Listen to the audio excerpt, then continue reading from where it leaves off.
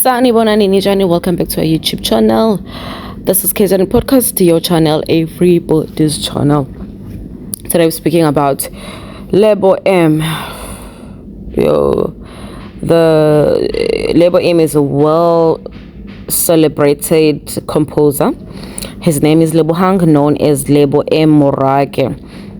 He has called off his engagement to Umalefu Mel Nsala just 3 months after proposing during a Dubai kids getaway. We saw that proposal just 3 months ago in Dubai.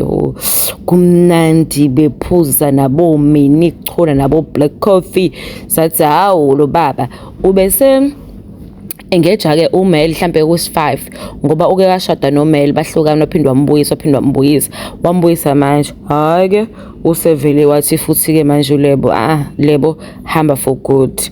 Uthiwa ke ama insiders ethu a couple lapha ayasitshela ukuthi they have been struggling for some time kulo 4 months lo be engaged, which made ke uLebo to break up.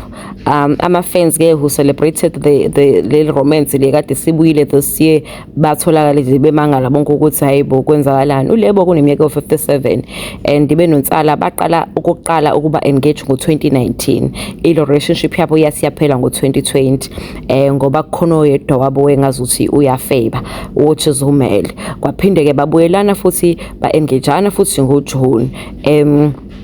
Babuyelana online babonakala ukuthi bayathandana kwaphela, baphinde babuya futhi ke lokho kwathesiye benza njani bathembisana umshado. The Grammy nominated producer known for his work on Disneyland The Lion King has yet to comment publicly. Sources indicate that the personal challenges contributed heavily as uLebo blames what's his name uMel for not respecting him. uLebo ke ubesekhipha ke statement wathi yini embi ayenzayo yena njengoba ama South Africans esemkhuluma ukuthi usheshado okwesi10 noma okwesi9 ngoba egcineni uyalifuna uthando. uLebo says, "This is never easy for me to break up with somebody that I love. Love requires transparency, honesty, and accountability. When those things are compromised, there comes to a point where you have to accept that the relationship cannot continue." The engagement marked the 4th attempt at reconciling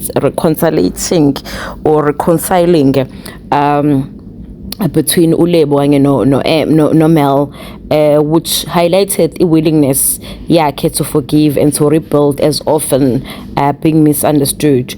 Okay, uthike uLebo M, no man can be that bad if he opens his heart and home again and again. Guys, I love this.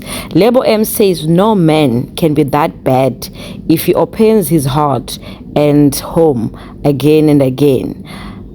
I believe in forgiving and I believe in giving love a chance. But after an ongoing financial issues and unexplained late night absences, I have to put my peace of mind and dignity first. I refuse to let bitterness define me. I will get married again.